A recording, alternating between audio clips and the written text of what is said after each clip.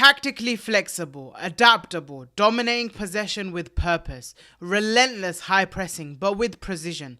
These are the core principles of an Arne Slot team, and this season we've seen glimpses of this vision. Moments where it clicked, where Arne Slot's identity shone through, but also moments where it didn't click. And honestly, that's expected because he doesn't have the personnel that he wanted at Liverpool. It was never going to be a flawless transition. Slot didn't have a full squad which he could consistently trust. Just look at the rotation. Harvey Elliott, Federico Chiesa, Wataru Endo for about half the season, Jerome Quansah, Joe Gomez and Kostas Tsimikas.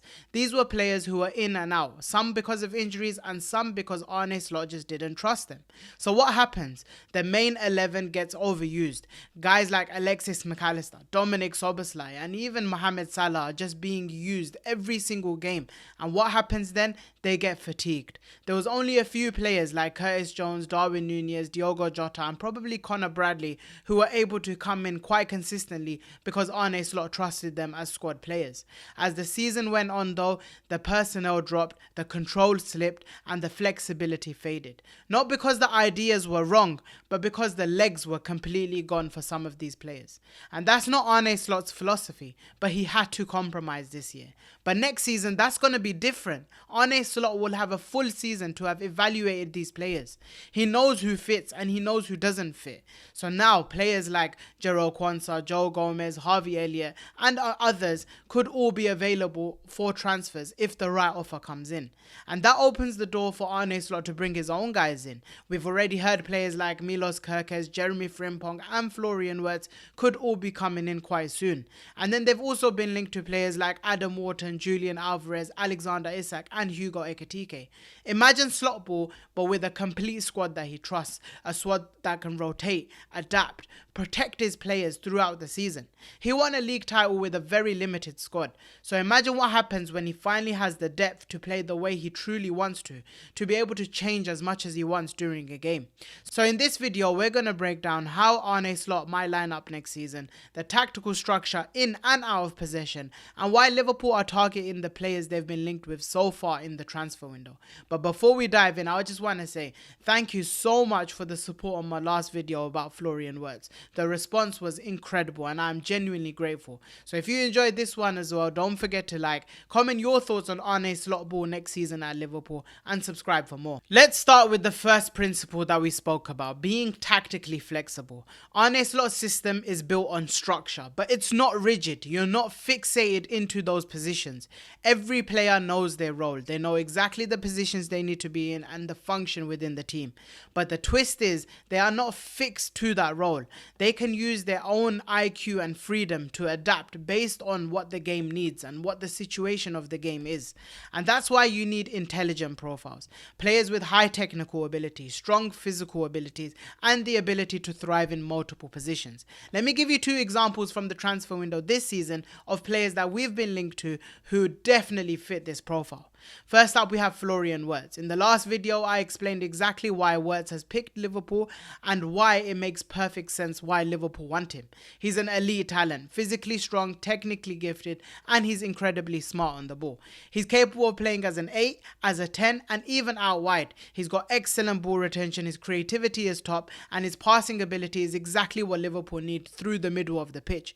Everything you need to function in multiple zones. Slot might start him centrally, ask him to maintain structure, ask him to break the lines through the middle. But in game, Florian Wirtz can use his own IQ to realize that there's more space out wide, so he drifts towards out wide. He might realize that he needs to do some more box crashing because Liverpool need players in the box, and then he can box crash and finish off his chances. That level of flexibility is a dream for Arne Slot to have. And then we have Jeremie Frimpong, whose move is basically done. He's had his medical and he's very likely to join Liverpool within the next week or so. At Bayer Leverkusen, the guy played as a right back, as a right midfielder, as a right wing back and as a right winger. So this is a guy who has played all of that right hand side. Slot can literally start him as a fullback but then end up using him as a winger because of that pace that he has and that change of direction that he has. His best role is of course to press high, win the ball back and create overlaps for his teammates so that he can get get on that byline and get those crosses in because of the elite pace and the work rate that he has. But again, Slot can allow him to use his freedom and flexibility to sometimes invert, use that excellent dribbling ability in tight spaces when needed to get Liverpool moving up the pitch. And that's exactly why Liverpool are targeting these type of players. And from these targets, I've learned something crucial about how Slot and Liverpool are trying to build this team. They want role versatile players, guys who are specialists in their main role but have complementary qualities to play in other roles. That is the modern elite profile. If you look at the best players in the world, they can play in many different situations and they can play in many different roles. Compare that to what Arne Slot had in this past season, and I'm going to give you a couple of examples from the squad. Take Harvey Elliott, for example. He's capable of playing as a midfielder and he's capable of playing as a right winger. In your thoughts, you might think that's versatility. But in terms of what Arne Slot wants, he lacks a physical base. He's not quick enough to be a winger and he's not strong enough to be a central midfielder to be able to dominate the midfield. So that versatility becomes completely useless. And it's the same with Jarell Quansah. He might be a centre-back. He's very promising as a centre-back. But he makes too many risky passes and he makes too many errors. That's why he started getting minutes at right-back, where those errors could be mitigated by the centre-backs being available to cover for him. Arne Slot values tactical flexibility, but it has to be within security and structure. And that's where a couple of these squad players didn't have, which is why Arne Slot just didn't trust them. And this season, we saw glimpses of Arne Slot changing formations mid-game, adjusting some of the roles at half-time. And Liverpool would be a very good team in the first half, but they would be a very elite team in the second half once Arne Slot could make those changes. And like when we were chasing games, Konate would come off so that Gravenberch could become a centre-back. That would allow Gravenberch to bring the ball out comfortably, and it would allow Liverpool to have a more offensive player added to that front line. Another thing that you would see sometimes would be that in the first half, Szoboszlai would be underlapping Salah, and then in the second half, he would suddenly move and start overlapping Salah and creating brilliant runs in behind. And of course, Salah was able to find him because Mohamed Salah is elite at passing. And that is the key. Flexibility from structure. And with players signing like Florian Wirtz, Jeremie Frimpong and Milos Kerkez, Arne Slot will be able to shift his shape, his tactics without losing any balance in the team, without losing that physical flow of the team. That brings me to the next idea, dominating possession but with purpose. Now, controlling the ball is a simple concept. The more that you have the ball, the less the opponent has the ball, and if they don't have it, the less they score. It's a simple concept. But let's be honest with ourselves. Possession without penetration is pointless. What good is 70% possession if you're only going to have one shot on target? And that's exactly what Arne Slot has brought to Liverpool. They have more control. They have more of the ball. But the aim of having the ball is to have an intent to break down the defensive line. And that's where the build-up patterns and intelligent positional rotations occur to allow Liverpool to break down those defensive lines. Take the first half of the season, for example. The fullbacks were finally used in their traditional roles as normal fullbacks. The most used pass, in my opinion, to enhance our build-up play was Trent Alexander-Arnold playing it to Gravenberch. That would allow him to open his body up, attack the space and move that ball up the pitch. Then you've got the third man runs. Arne Slot loves this. Szoboszlai was constantly making late darts into the box so that Salah could find him. And worst comes to worst, Salah would use that as a decoy and come inside. And on the other side, you had Cody Gakpo doing similar, which would allow Alexis McAllister to underlap and have more space to play his pass. This was about fluidity, but within a structure that Arne Slot likes. But in the second half of the season, that definitely took a hit. Liverpool weren't dominating possession as they were in the first half of the season. They weren't controlling games, and that was becoming a bit of a problem. But it was quite obvious why. They were fatigued. They were playing constant games because Arne Slot didn't have the squad depth that he trusted. So key players were playing every single game, every 3 days. And even though they weren't injured, thankfully, they were having problems because they were extremely tired, so the energy levels dropped. At one point, I saw Dominik Szoboszlai have very low energy levels, which is a complete surprise because that man is an absolute engine. Another problem that Liverpool currently have is a lack of passes at the back. We had Trent Alexander-Arnold, but anytime he was out of the squad, apart from Virgil van Dijk, there was no one out there who could really play that ball forward. But that's where these new players come in. Jeremie Frimpong and Milos Kerkez might not be elite passers, but they're definitely elite carriers. And if you put them under pressure, they can get out of pressure with absolute ease. Gravenberch can drop into that back 2 and make it a back 3 so that Alexis Mac Allister can come deeper and use his passing ability to get that ball moving forward. And then you have Florian Wirtz. That guy will be so vital in this tight central areas. When deep blocks frustrate Liverpool, get that ball into Florian Wirtz, let him turn in those half spaces and let him get the ball moving forward to Mohamed Salah, to Cody Gakpo, or even getting shots off. And that unpredictability is exactly what Liverpool need with Trent Alexander-Arnold leaving.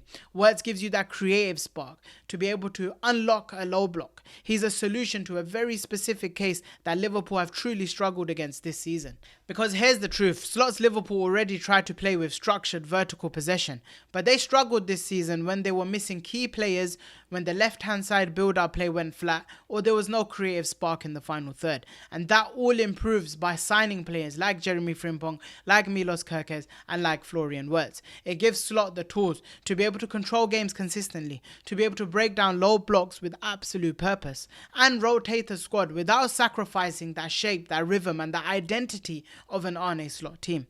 This is how Slot evolves Liverpool. Structure first, flexibility second, and then you move on to what I believe is the last principle of an Arne Slot team. The last core principle: high pressing and intense ball recovery with smart timing. Now, Arne Slot's press is not like Jurgen Klopp's press. Jurgen Klopp's was relentless, non-stop, full throttle, heavy metal football.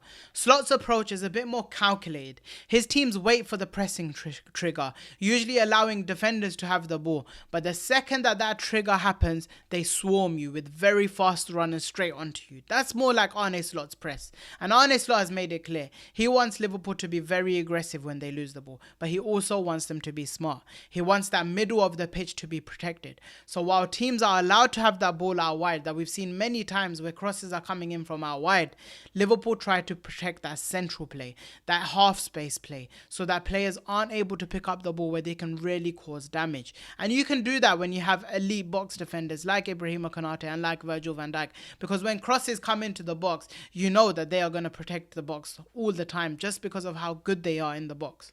But some weak links did appear in the second half of the season. Robertson was often too slow to his press. When Cody Gakpo played on the left, he didn't have that same defensive intensity that Luis Diaz has. And in midfield, Ryan Gravenberch was completely knackered. So there were so many times where the middle was completely wide open. And if it wasn't for Ibrahima Konate and Virgil van Dijk being absolutely elite as they are, it could have caused Liverpool massive problems. But now again, this is where the new signings will make a massive difference. Look at the athletic profiles that Liverpool are signing. Milos Kerkez is an absolute engine down that left-hand side. He's like Dominic Szoboszlai, but as a left-back. Jeremie Frimpong is extremely quick, and he also has so much energy to give to Liverpool. And then when you look at Florian Wirtz, with all that technical quality that he still has an engine to press for 90 minutes. And with these profiles, Slot can maintain that high press longer. He can have more rotations in the team, and he can keep the energy levels up throughout the season rather than the first half of the season only. And I believe Liverpool's main 11 next season is going to look something similar to this. I expected that in possession, I expect a 3-2-4-1 build-up play. And when I say that, you have Kerkez and Frimpong flying extremely out wide as almost wingers who make up two of those four players attacking. And then in front of them, you have Salah and Wirtz playing in those half spaces, almost like double tens rather than traditional wingers. They drift in centrally, closer to the box, which is where they are best. Gravenberch will drop deeper to make it a 3 at the back, like I explained, so that he can bring the ball out. Alexis Mac Allister and Dominic Szoboszlai become a double pivot in midfield who will be tasked with bringing that ball forward for Liverpool, and two players who are excellent at doing that. Whether that's passing or whether that's carrying, it's perfectly fine for both of them. And then of course you have the striker who in my opinion will be a link-up type striker like Hugo Ekitike or like Julian Alvarez. And then out of possession, Liverpool can morph that into a 4-4-2. Dominic Szoboszlai is comfortable being a right midfielder and Florian Wirtz is comfortable being a left midfielder. That leaves Salah and Gakpo as a top two pressing, or the striker if it's not Gakpo. But both of them will be pressing the centre-backs. Or you might even see a 4-2-3-1 or 4-3-3 where Florian Wirtz becomes a traditional left winger and then he has to track back to support Milos Kerkez. But that's exactly what I'm talking about. The versatility of roles, the flexibility of shape, and a manager who constantly adjusts based on the opponent. This is what will make Liverpool more unpredictable than ever. And the best thing you can do against an opposition is be unpredictable. This team is evolving, is becoming more intelligent, more athletic, more tactically fluid. And if the recruitment continues like this and the coaching stays at the elite level that Arne Slot has it at right now, Liverpool are serious contenders to go back to back for the title. So that wraps up this deep dive into Arne Slot's football at Liverpool, the principles, the improvements, and what it looks like in the future. If you enjoyed this breakdown, don't forget to smash the like button, drop a comment sharing your thoughts on Arne Slot's system and how Liverpool might play next season, and your thoughts on Liverpool's new signings. And don't forget to subscribe, hit the notification bell so you know whenever I upload. Thanks for watching, and as always, peace.